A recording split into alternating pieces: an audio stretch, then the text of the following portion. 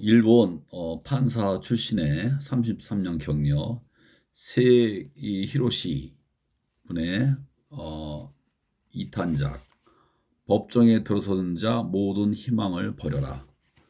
일본의 사법개혁이 중요한 이유는 한국에서 문제가 되는 사법개혁의 모든 내용이 똑같습니다. 우리는 거기다 플러스 알파 검찰개혁까지도 필요하죠. 일본의 사법개혁에서 제일 주된 점은 관료화입니다. 그리고 일본의 사법체계에 그 대법원 최고재판소가 헌법재판소 역할까지 하는데 60년 동안 20건밖에 처리를 안 했습니다. 그만치 일본의 사법은 변할 수가 없는 게 왜냐? 정치의 자민당의 독주가 오랫동안 이어지면서 자민당의 추천에 의한 그 최고재판소 재판관들이 아주 일정합니다. 그리고 일본도 정치가 변하지 않으면서 내부 개혁을 이루고자 하는 많은 그 개혁 재판관들을 우파의 재판관들이 아예 발을 못 뻗치게 그 정리를 합니다. 그러한 과정이 있었기 때문에 일본의 사법계는 우파 일변도이고 일종의 그 군국주의 전통이 내재되어 있는 사법부가 되어버렸습니다. 그리고 더욱더 중요한 것은 헌법재판, 그러니까는 헌법재판을 거의 도외시하고 있어요. 예를 들어서 이분은 사법개혁과 더불어 선거법 개혁이 이루어지지 않는 주된 이유가 사법부에 내재되어 있다고 고발합니다. 인구 편차가 참의원은 6대1, 중의원은 3대1까지 벌어져 있어요. 그러나 최고재판소에서 위헌 상태, 거기까지만 선언을 하고 시정조치 판결을 안 내립니다. 그래서 이렇게 이 선거법 개정이 변화되지 않고 선거구가 변화돼야 되겠죠. 또 하나는 일본의 선거법도 병립형, 참의원도 병립형이고 중의원도 병립형입니다. 더욱이 참의원 선거에 지역구 선거는 대선거구제예요. 그러니까는 양당 체계 플러스 그러니까 지역 그 기득권층의 사람들이 선발되기 쉬운 구조입니다. 이렇듯 그래도 다행인 것은 일본은 비례대표 의원이 많습니다. 일반 시민들이 병립형에서 그 연동형 비례대표제로다 바꾸는 것을 요구한다면 비례대표 의원 수가 거의 절반에 해당되기 때문에 독일형 같은 연동형 비례대표제로다가 이행할 수가 있는 그러한 구조라는 거. 일단 여기까지 설명을 드리고 내용을 시작하겠습니다. 세기 히로시 1954년생이시고요.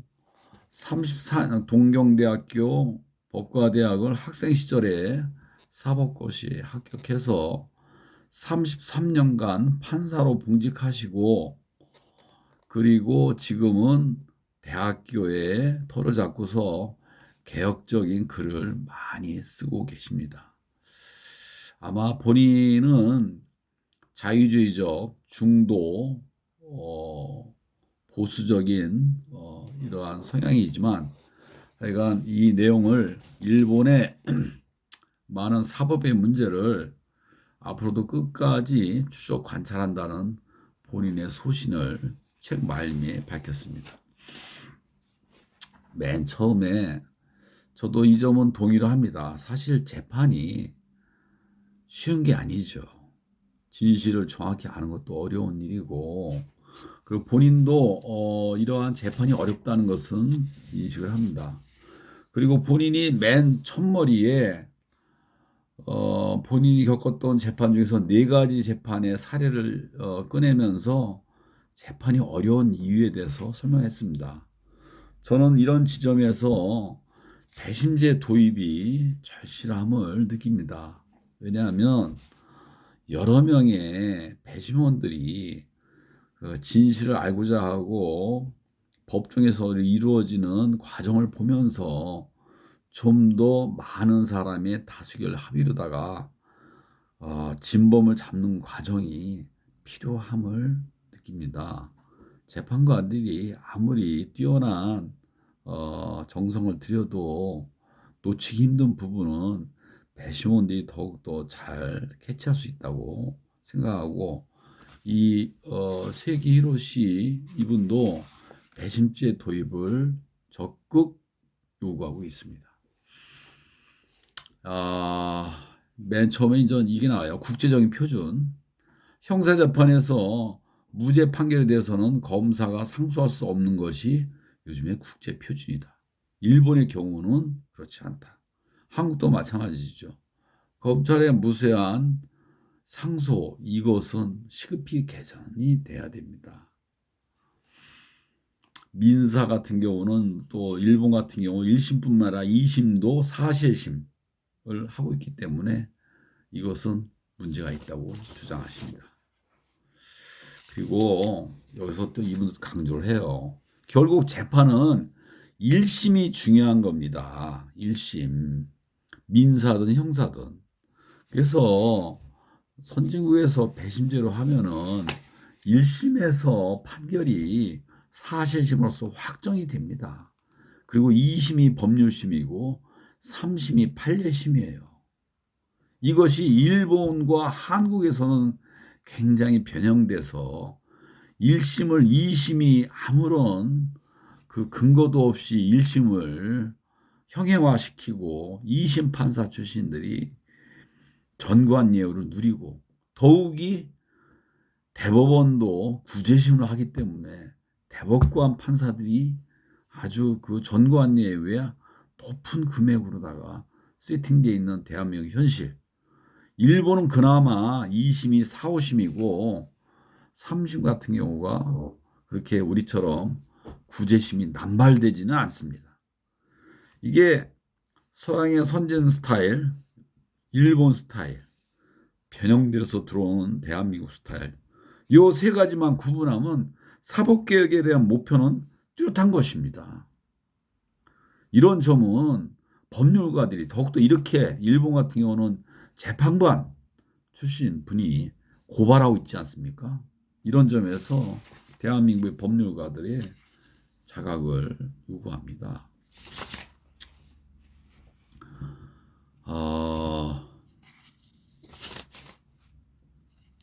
이분이 네 가지 경우에 어려웠던 그 판례를 이야기하고 또 하나는 형사사건에 있어서는 핵심적인 부분의 서술을 간단하게 그 정리를 해야 되는데 너무 복잡하게 한다고 합니다. 이 사실 인정이 어려웠던 네 가지 재판, 뭐 금융권의 금융기관의 조작, 뭐 그 다음에 이혼을 했는데 채무관계 이런 것은 재판관들이 헷갈릴 수 있는 부분이 많죠. 그 다음에 배우자의 그 이혼 소송에서 서로 유리한 것을 캐치하려는 거. 그 다음에 교통사고에서는 진술이 서로 배치가 되면 증거가 없는 경우에 굉장히 판정하기 어렵죠. 이런 부분을 저는 배심제로 돌렸으면 좋겠어요. 그리고 또 여기서 또 강조합니다. 일본도 1심 판사가 판결을 잘했음에도 불구하고 2심과 최고재판소에서 말도 안 되는 판결로다가 이것을 바꾸는 경우가 많다고 합니다. 대한민국의 제일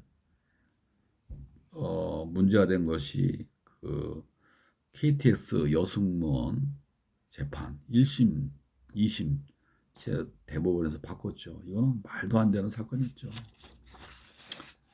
그리고 최고재판소에 대한 여러 가지 이 비판을 하는데 아까 말씀드린 선거구별 인구편차 이것을 그냥 위헌 상태 그게 아니라 시정 조치를 내려가지고 선거를 무효화하는 판결을 내려야죠. 그 다음에 뭐 미군과의 관계에 있어서 그 야간 비행 금지 이런 거 최고재판소에서 아주 그 국가를 우대하는 판결, 최고재판소. 그 다음에 뭐 원자력 여기서도 나오는데 원자력에 대한 많은 수많은 시민단체 고소 고발이 있었는데 최고재판소에서 다 뭉개요. 국가의 편을 들어서. 9.11 사태 이후로다가 그런 것이 많이 판결이 이제 시정 조치되고 있는데 일본의 원자력 사고는 재판관들의 책임도 큽니다. 여기서 이렇게 주장하고 계시. 그리고 뭐 이러한 전단지를 시민운동가들이 자위대에다가 넣는데 이것을 주겁 침입죄로다 아주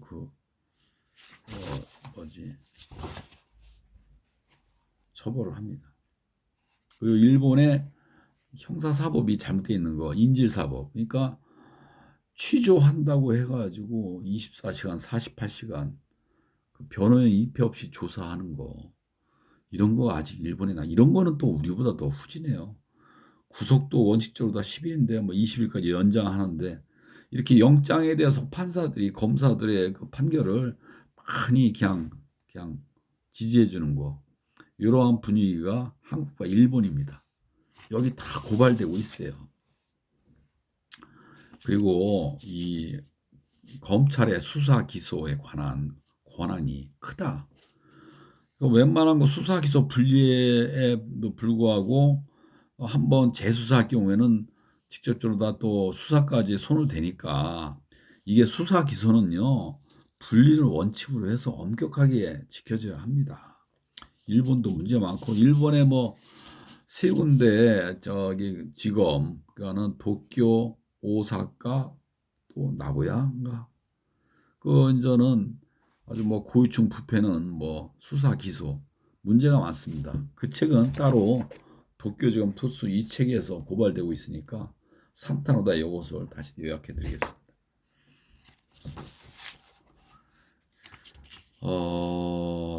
검찰에 대한 이게 형사사법은 의심스러울 땐 피고인에게 유리하게 이러한 원칙이 지켜지고 있지 않다는 거. 검찰의 조작수사, 뭐 하카마다 사건 이게 대한민국과 똑같아요. 검찰이 수사 기소까지 하는 경우에는 조작이 많아요. 일본도. 그 유럽과 미국에서 형사에서는 수사해서 변호인들이 그 증거를 다 접근할 수 있는데 대한민국과 일본도 이런 점에서 미흡합니다. 하여간 못된 것만 일본이 하고 있는 걸 따라하고 있어요. 그리고 또 국책수사라고 해가지고 검찰에 이게 이제는 국책수사 쉽게 말해서 뭐 정치가의 비리, 대형 탈세, 경제사범 이런 것은 검찰이 특별 직접 수사 기소까지 할 수 있게 되는데 이것에 의해서 조작 표적 수사 기소 이런 게 많이 이루어지고 있어요. 일본도 이것까지도 이제 분리를 해야 됩니다. 이렇게 잘못된 수사 사례가 많이 세 가지가 보고되고 있는데 우리나라에 비하면은 뭐 세 발의 피죠. 이거는 이제 재판원 제도에 대한 그 비판이 있어요. 재판원 제도가 이 형사 사법에서 아주 자기네들의 영향력을 키우려고 시작한 것이지 여기서도 얘기합니다. 어떻게 다수결로다가 유죄를 만드냐. 이게 이런 거예요.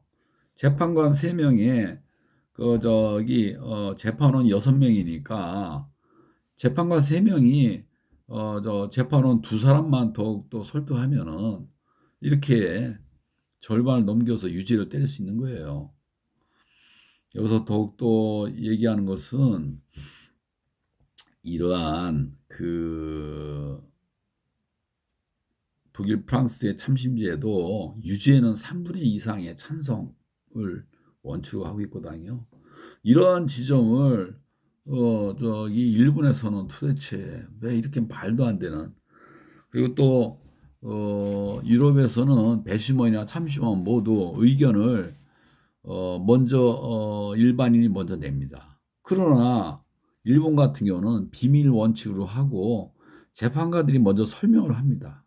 영향력을 지배하는 것이죠. 이것이 선진국과의 큰 차이점입니다. 아주 큰 차이점인 정도가 아니죠. 배심죄 장점을 얘기하고 배심죄를 도입해야 된다고 주장하고 계십니다.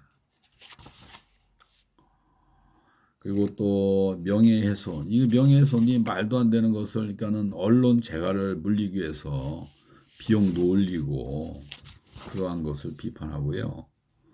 동일본 대지진, 이 부분에서 굉장히 많이 할애되고 있는데, 동일본 대지진이 일어나기 전에 수많은 이러한 원자력에 대한 고소 고발이 있었는데 전부 다 재판에서 뭉갰어요. 그래서 이러한 것을 쭉 시간별로다가 설명을 해놓고 있습니다. 특정 비밀 보호법 이런 것이 또 일본의 특유적인 국가를 보호하는 그러한 재판의 영향. 그리고 또 커먼센스, 여러 가지 재판의 질 몇 가지 소개하는데 이런 겁니다. 치매에 걸린 노인이 한눈판 사이에 전차에 치인 사건인데 이런 것을 가족들한테 손해배상을 판결을 내요. 이게 말도 안 되는 판결을 했다.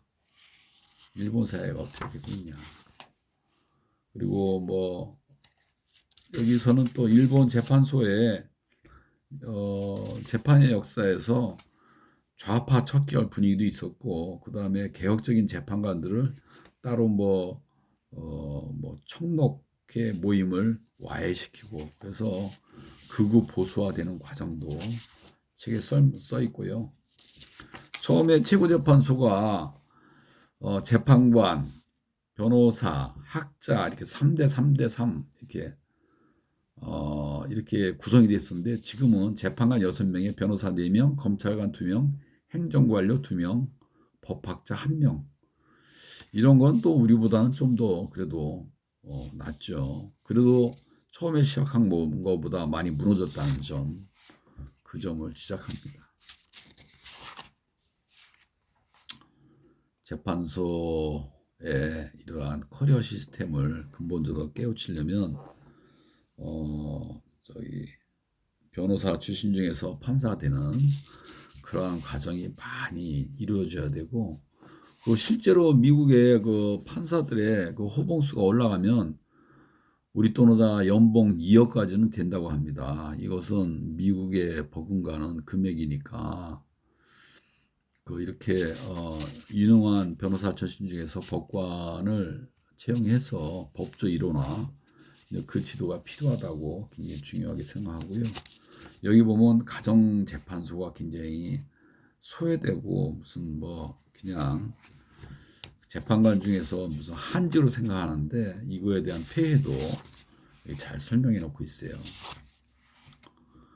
일본의 재판관은 그동안 자민당 등의 정책에 편향된 판단을 한다. 자민당뿐만 아니라 이러한 국가기관, 정치 권력, 행정 권력, 경제계 여론 동향에 재판관들이 많이 신경을 쓴다고 합니다. 특히나 일본도 사무총국이 같은 장관급이 아닌데도 불구하고 사무총국이 상당히 많이 재판관들을 이렇게는 간섭한다고 해요. 그것은 이분은 헌법에 위배됐다라고 이렇게 분노하고 계신데, 여기 보면 이렇게 재판장들이 이렇게 쭉 연도별로 다 임기 해가지고 이 당시에 하나, 둘, 셋, 넷, 5군데 아주 극우파의 최고재판소 재판 장관들이 활약이 쭉 나열되어 있습니다. 이렇게 여기 이제는 마지막에 선거법에 대해서 나오고 있어요. 결국은 선거구가 인구 편차가 무시되고 또 자민련이 비례적으로 다 득표율이 한 33.1%에 불과한데 중의원에서는 61%를 차지하고 참의원에서는 47.5%를 차지하고 있다는 거예요. 결국은 자민당은 공명당과 아울러서 이렇게 오랫동안 독재를 하고 있는데 따지고 보면은 40% 지지가 넘지가 않는 겁니다. 한 40에서 42, 3%로다가 그러니까 자민당과 공명당이 이렇게 붙어가지고 독재를 하고 있는 거예요. 이것은 선거법 위헌을 내려가지고 고쳐야 되고 일본 시민들도 병립형이 아닌 연동형. 그래도 일본은 비례대표 의원이 많으니까 일본의 정치개혁 핵심은 선거 제도에 있다. 이것이 많은 일본 시민단체들이 요구를 했으면 좋겠어요. 이런 게 전부 다 우리하고 똑같이 맞물려 있는 상황입니다. 그러니까 이렇게 많은 전문가 분야, 일본에서도 많은 뭐 학자, 저널리스트, 의사, 전문직이 많지만 이렇게 사회 문제에 고민하는 사람이 많지가 않다. 그래서 이분은 그래서 이제 재판관 33년 생활을 접고 학자로 들어가서 이런 책을 쓰면서 계속해서 일본 사법계를 비판한다고 합니다. 그래서 젊은 사람들한테 많은 이런 것을 요구하고 계속 노력한다고. 하여간 뭐 판사보, 그러니까 판사보를 10년을 하죠. 그 시절에 뭐 최고재판소 비서관 민사국으로부터 자기가 쓴 논문을 삭제, 요청, 정정 이런 경험이 있는데 이것은 헌법에 위배되는 일이었었다. 앞으로 자기는 학자로서 이렇게 계속해서 싸울 것인데 진짜 싸움은 우아하지가 않고 너무 진흙투성이의 전장에 가깝고 실제로 여기서 작은 정의조차도 실천하기 어려운 것이 현실이라고 고백합니다. 하여간 끝까지 검객에게는 필살의 무기였던 것처럼 진검승부를 끝까지 하겠다고 합니다. 일본 사법개혁의 선구자 세기 히로시의 2탄작 법정에 들어선 자 모든 희망을 버려라 1탄 절망의 재판소에 이어 2탄을 소개했습니다.